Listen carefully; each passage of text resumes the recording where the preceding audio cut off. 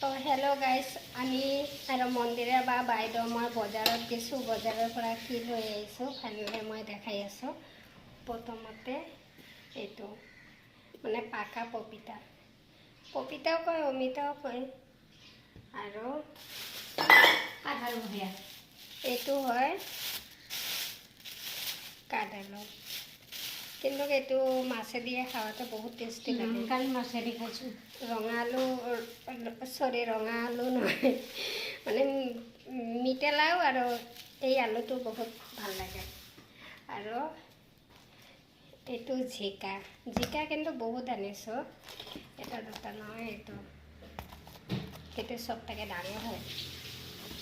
এইটো মুঠতে আমি 5টা জিকা আনিছোঁ। আৰু তাৰপিছত এইটো চোৱা, ইমান ডাঙৰ ডাঙৰ নেবু, মজা।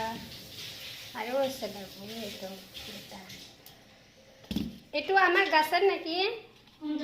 এইটো নেবুটো গাছেৰ না বজাৰৰ?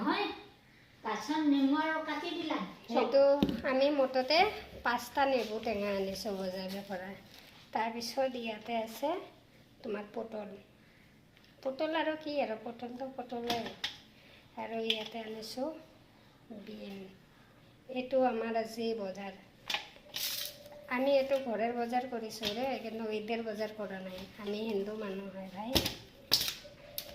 Bye bye.